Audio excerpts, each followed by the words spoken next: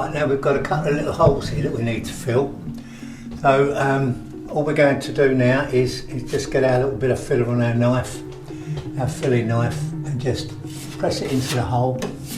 Make sure you're pressing it in and just scrape it off in different directions. And we do exactly the same with this one.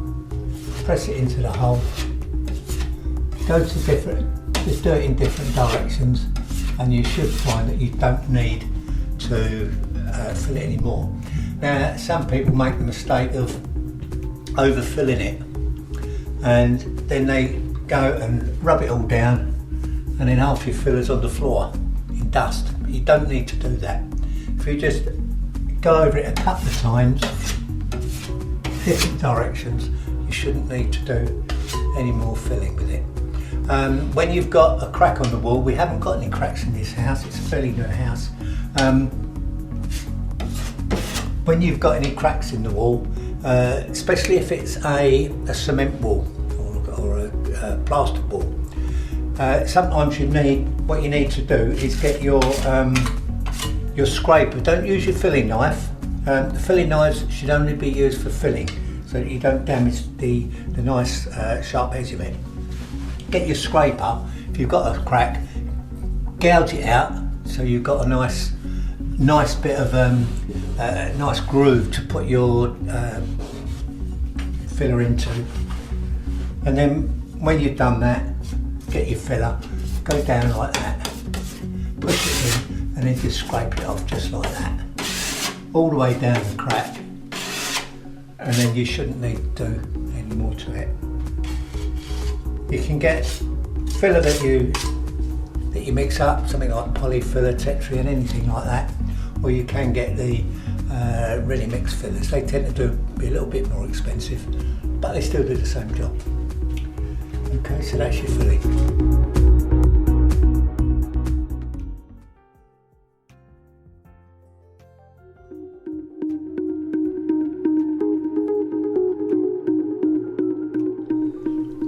Right, today we're going to show you how to do a little bit of filling.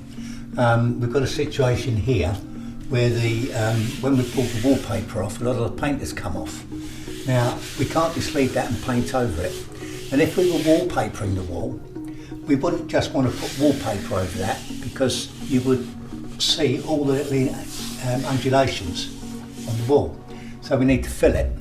Now the first thing I'm going to do is get my scraper and just scrape all the little tiny bits off that are loose. Not much coming off there.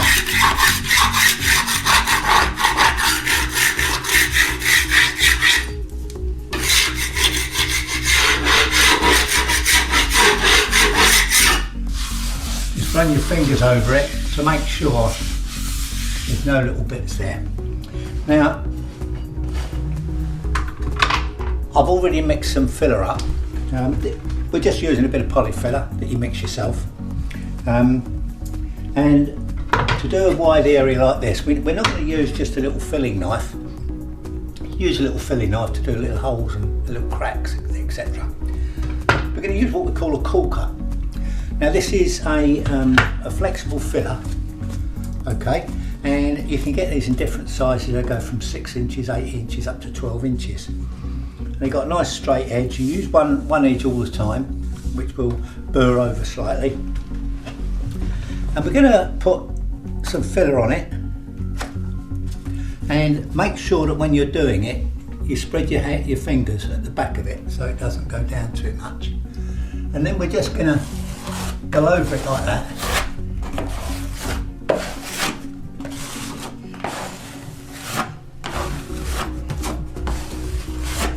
Just in different directions.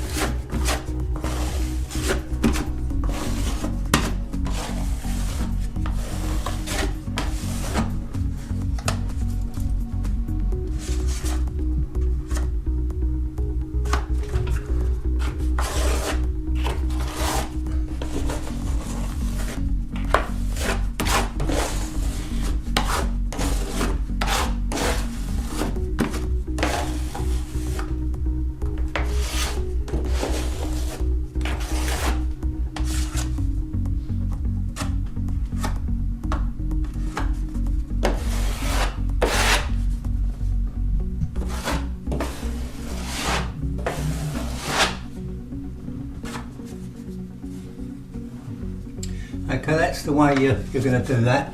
Don't worry about the little bits and pieces hanging about, little ridges, etc. Because once it's all dry, you do need to give it a very light rub down before you start painting.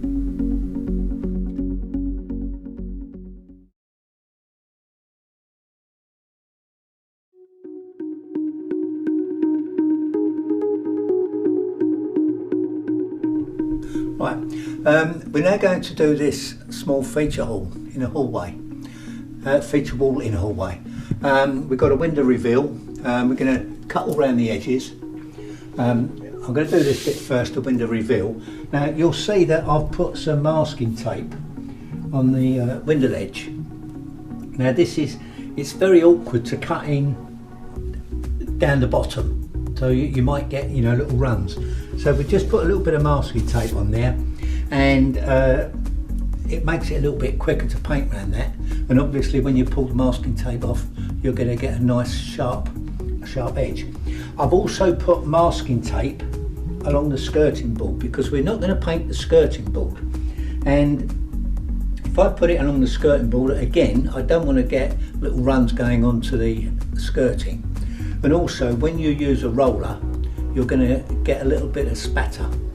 So you might get little bits of spatter on the skirting board when you use a roller. Right, so first thing I'm going to do, I'm going to paint the window reveal. And I've just got it's just going to be a light colour paint. And we're going to start on this wall. And I'm just going to start by having my brush on its side, just cutting in next to the window.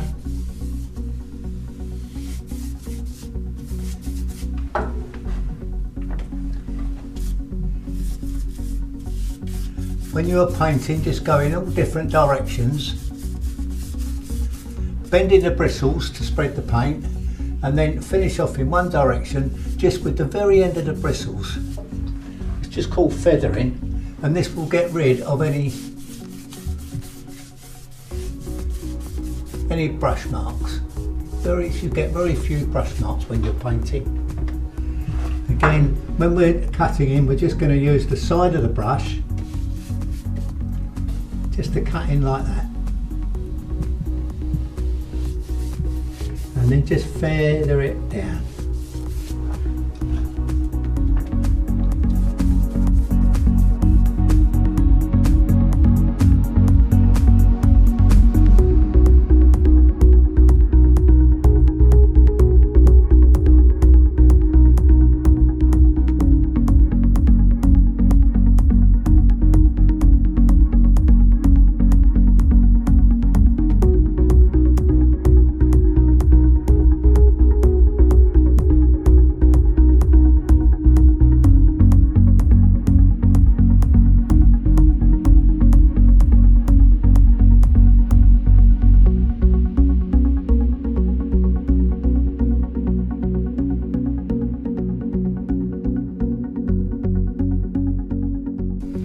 That's the window reveal done. We're now going to start cutting in along the ceiling using the same method as that, just holding your brush on the side to get a nice cut in straight line.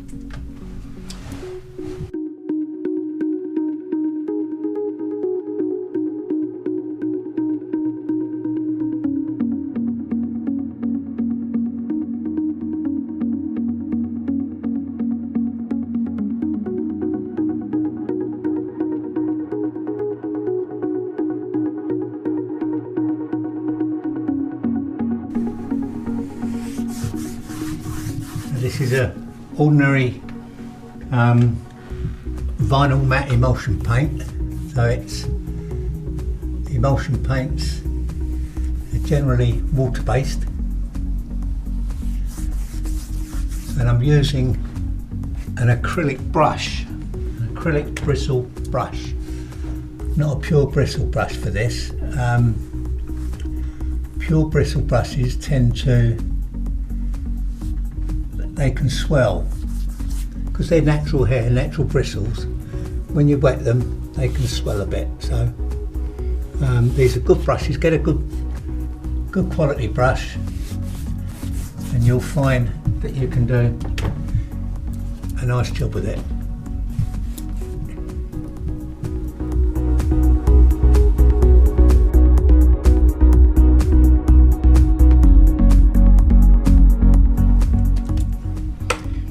When you dip your paint in your paint kettle, don't just dip it in and go out with it like that. You're going to drop it all over the place. Dip it in and knock it on both sides. Then you won't get any drips.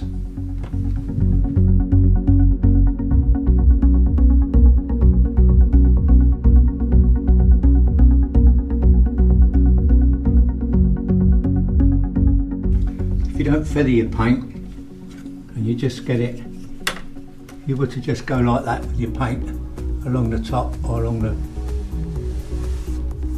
the edge without feathering it, you'll get what we call tram lines. And if you're going to put tram lines across the top there and then come along with it with your roller underneath, you'll find you've got a different texture along your cutting in than you have with your roller. So always make sure that when you spread your paint, you feather it out lightly with the end of the bristles.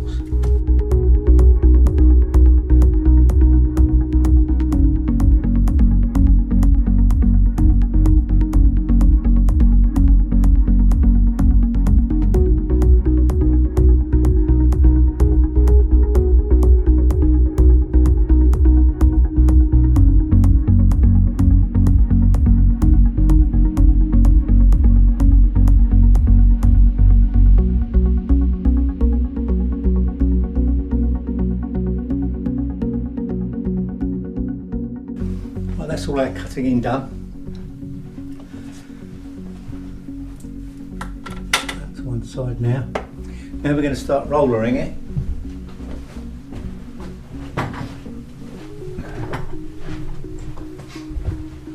This I've got a 9-inch tray. You can get different size trays. They go from about 4-inch, 9-inch, 12-inch and 15-inch. Generally the larger ones professionals use when they're doing a lot of painting. 9-inch roller and a 9-inch tray is good enough. This roller is clean. When you get the darker paints, the blues, the greens, the reds, the very dark colours, they do tend to dye your roller, so don't worry about that, it's not going to come off. But just make sure that when you do clean your roller out, you clean it out properly, there's no colour left. Now what we're going to do, we're just going to put our roller in there, get it properly covered in paint.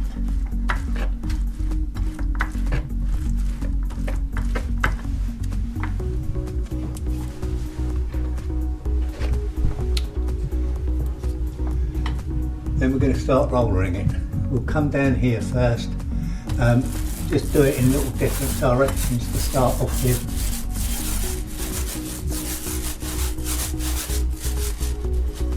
And then very lightly, you're pushing on the wall to spread it, and then very lightly just go over it again so that you don't get any roller edge marks on the wall. They will dry as a little ridge, so just watch that. Again,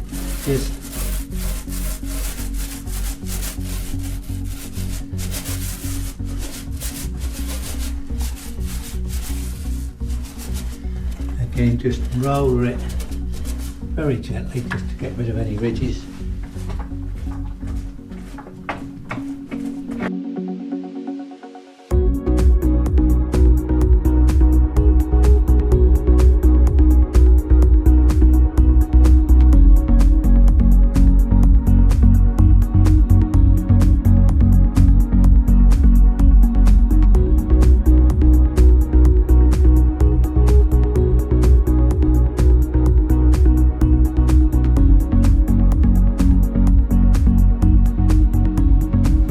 Right, now as you can see, we've got a bare space around the radiator, and obviously we can't go down there with that roller, and some people will try and go as far as they can with a brush, but they're only going to get down about 1 inch or so, and you're still going to see the white.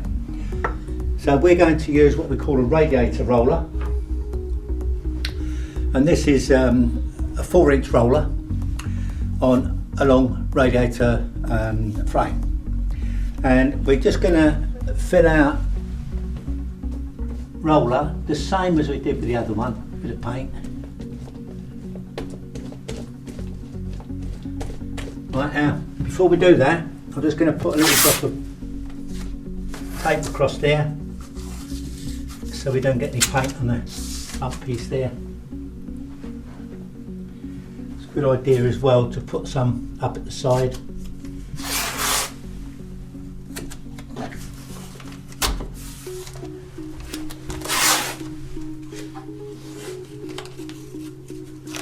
You don't want the radiator and cream paint, so we'll just put that on there.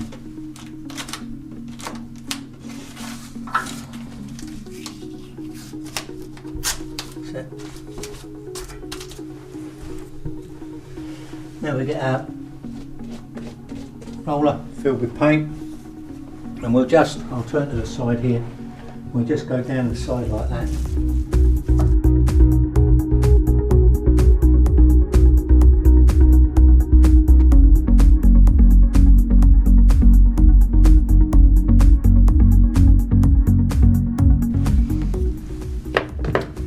And that's how you do your cutting in, around the wall, along the ceiling, round by the window and round the radiator, rolling it behind the radiator, rolling it on the wall. That's all you need to know. Job done.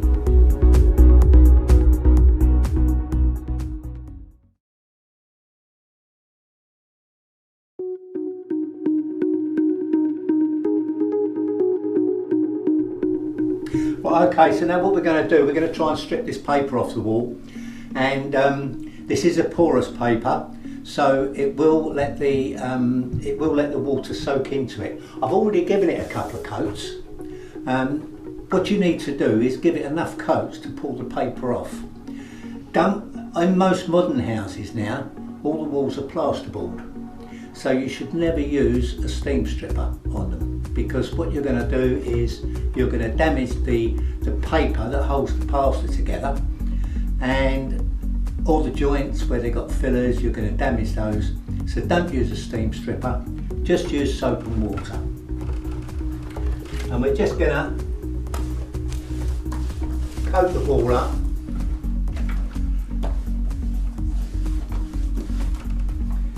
Now I've also, as well as my dust sheet that I've got on the floor, I've also put a rolled up dust sheet right next to the wall to take any drips that go down so we don't damage the carpet.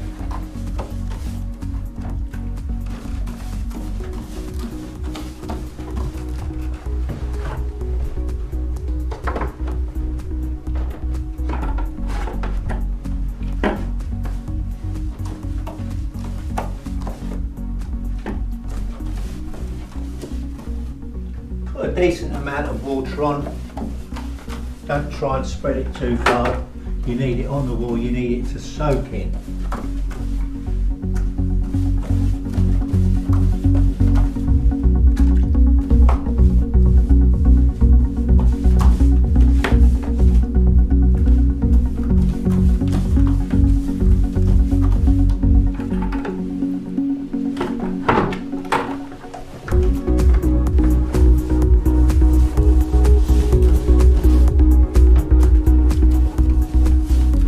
Let it soak. I've put 3 coats of water on here, and it is starting to bubble up in places.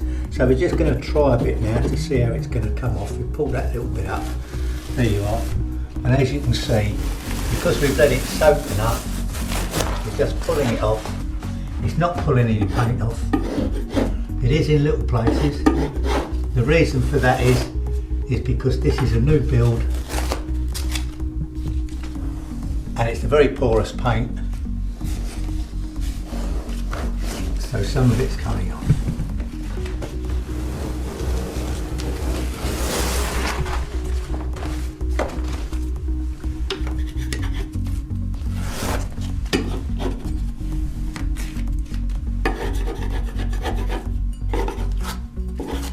bit of tough bit there, which we'll get in a minute. We'll put some more water on that.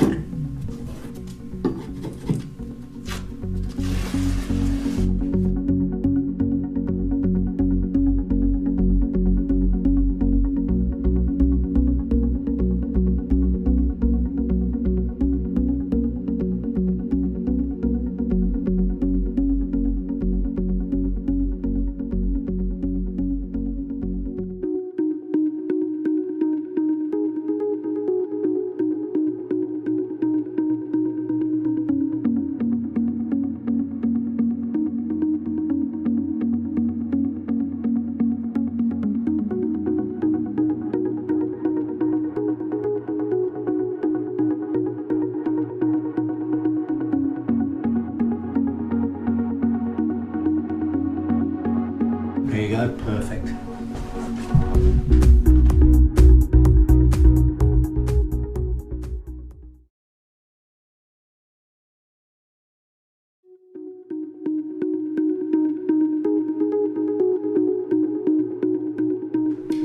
Right, now I'm just going to show you some of the tools I use.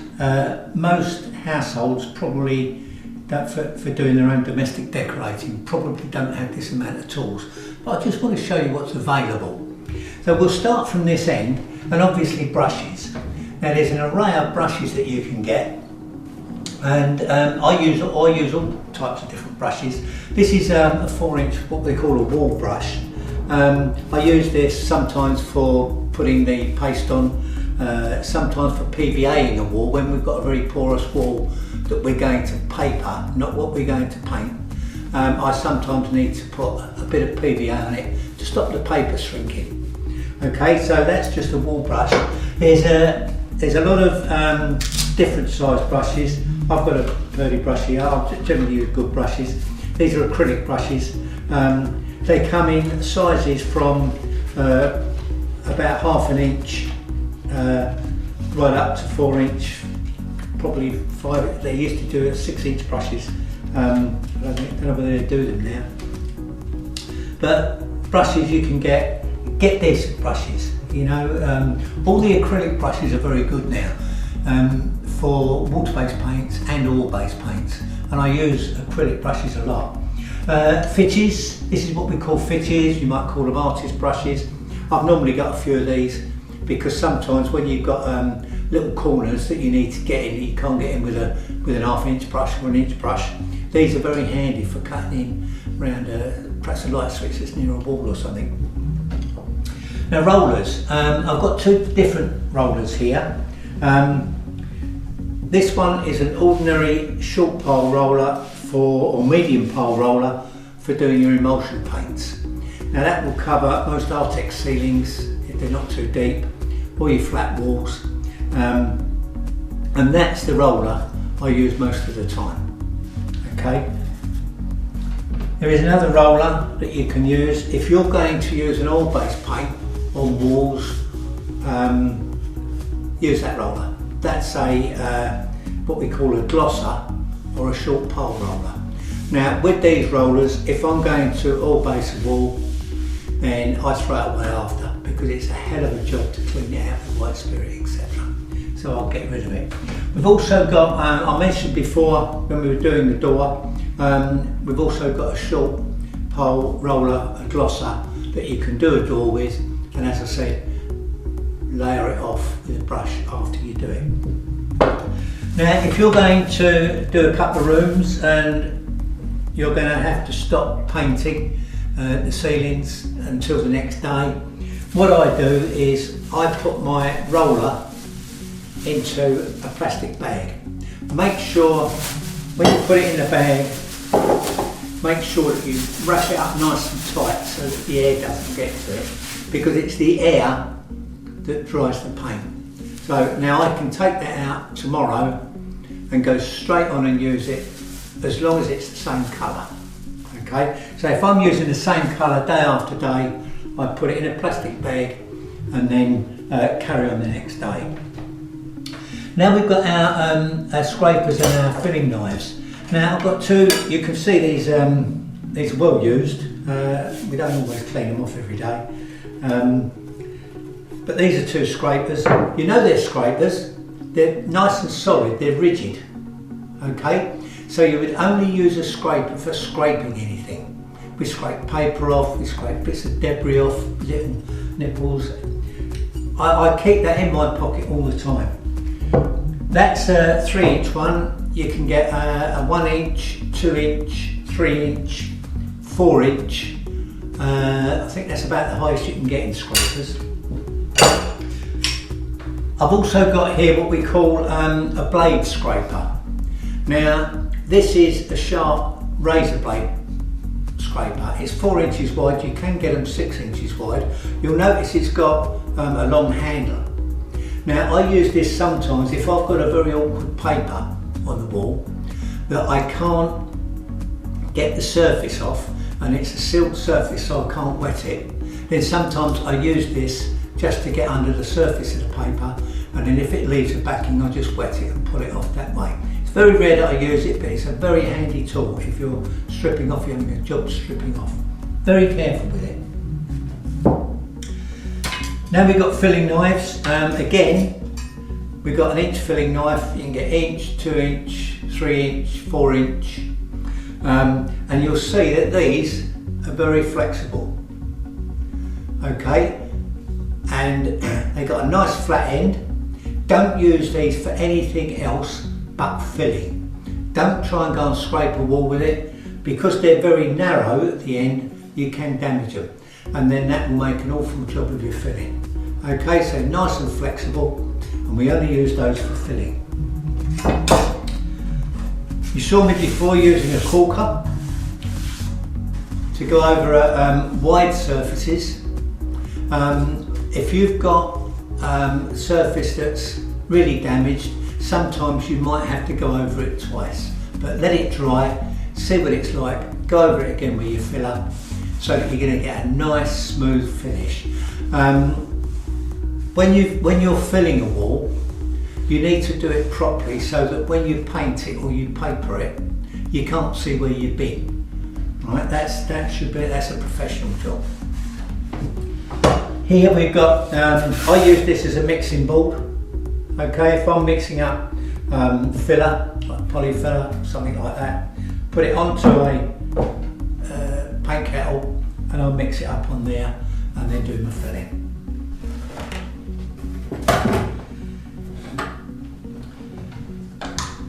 Now we've got here a flat surface with glass paper on it. Now I use this if I've got a whole wall that I've got to rub down. I can put this on the end of my emulsion pole,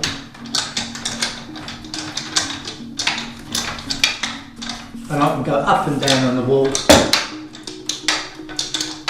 It's a lot quicker than doing it by hand.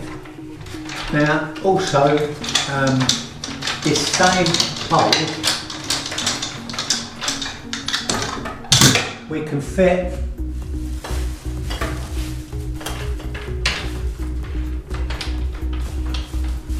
a roll or two, okay? And if I've got a high ceiling, I can use this. I would use this for all ceilings anyway. But if you've got a very high ceiling, this one is an adjustable one. Push the little red button, put it up. This will go right up to the top of a staircase. Okay, so if you're doing a staircase, obviously you've got to go up there, cut in around the top, and then that's a nice pole to get up high without having to go up and down ladders all the time. You don't want to get a roll up when you're doing a ceiling. Put it in, you keep going up there and doing all this. Takes a lot longer and it does your arms in. So use your pole. You can get them in different sizes. I've always got sticks in my van for mixing paint. All right, I don't want to look round for sticks all the time to mix paint. Little can opener, okay, or you can use a screwdriver, open your cans. I've always got screwdrivers with end bits so that I've got all different types of screw bits taking door handles off, undoing light switches and papering around them before you paint. Over here, I use this quite a bit, so if I'm doing a kitchen or if built-in wardrobes, etc., I've got a nice, I'll cut some of it off to show you. Some scissors, I've got some scissors.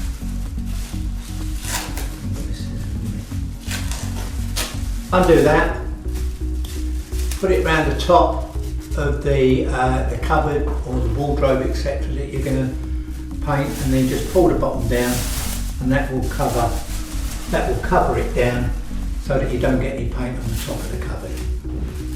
You can get these in different sizes, but you'll probably have to go to a trade place like Dulux or Crown to get them. Wire brush. Why would we want a wire brush? Sometimes if you've got an oil brush that you've been using quite a lot and you need to clean it out and some of the paint has got congealed right at the top of the bristles, you sometimes get paint congealed at the top of the bristles there. When I'm washing it out, I use a brush just to clean off the top of the bristles. Okay, to get all that paint, that congealed paint at the top of the bristles. Doesn't damage it. Paint kettles, you can get paint kettles in different sizes. Get them in 1 litre, 2 litre. Obviously that's what they are, they're a paint kettle. Now with these plastic ones, years ago, we only had metal ones. And we would use it, scrape all the paint out, leave it and dry, and eventually you get a big build up of paint. And very often, many years ago, you'd see at the end of a driveway a paint kettle light, and the painters would put some white spirit in there, set light to it and let it burn all the paint out, make a right mess. But now we've got these plastic ones, and I will use this. I won't clean it out every time. I'll let it build up until it gets, about 1/8 of an inch thick, and then break the top, and then you can generally peel it all out and you've got a brand new paint kettle again. Last thing I'm going to show you is my tights. Now, if you do your own domestic decorating and you're going to use, say, a gloss paint or oil-based undercoat, oil-based gloss, you're not going to use it for 6 months or a year. You leave it in the cupboard. When you bring it out, it's got a skin on it. So you take the skin off, and it's got bits in it from the can, right? So if you take it straight out of the can and use it, then you're going to get bits all over your paintwork, and you don't want that. So what we do, we take our tights, get an old pair of tights, cut a length off it, tie a knot in one end, put it over your bucket, pour the paint through the tights, and just let it go through, and you'll see all the bits in it. So that's why I've always got tights, and sometimes, when it's cold, I can just slip them on. So I think that's all we need to show you now. I have got some filler down here. It's not been organised. You've got poly filler, which is well known, you can get that anywhere. It's not bad filler. There's also others like Tetri and other types of filler. They're all pretty good. Now with fillers, if you're using a filler on the walls that you're going to paint, do not buy all-purpose filler, because no matter what make it is, don't buy it, because don't fill a hole. If I was going to do this wall here in a cream colour or another colour, and I filled it with all-purpose filler, then when I paint the wall, that little bit will show through. Alright, because all-purpose filler's got something in it that tends to show through the paint. So I always use interior, okay? Always interior filler inside the house. If I'm putting filler on the outside of the house, if I'm doing it on rendering, I'll get a cement filler. If I'm doing it on woodwork, I'll get a 2-pack filler. Get these in any of your do-it-yourself places. so that they're good strong fillers and they're made for where you're going to fill. You can also buy one fill polyfiller, or not just polyfiller. They all make the one fill. They all make these, and this is ready mixed. So use it straight from the pot. If you only want a little bit, yeah, use it straight from the pot. So I think that's all I need to show you. Whenever you are decorating, always have some rag, because you'll always need it. Wiping your hands, get a little bit off around the window or whatever. So always make sure you've got some rag. Now, when you're painting walls and you've got light switches, etc., I generally undo the light switch a bit and put some masking tape around the light switch. Okay, now I do that because I don't want to stick the light switch or the socket to the wall with paint. Right, it's very difficult going around it. The same as when we did the door handle. Take that off. You can't take that off because you've got it all wired up inside. So you just loosen it slightly, put your masking tape around it, and then you can paint just behind it. When it's all dry, take your masking tape off, screw it back on properly, and then you've got a nice neat job. Alright? It also prevents any spatter from the roller going onto the light switch. Right, so I think that's everything covered. Enjoy your decorating.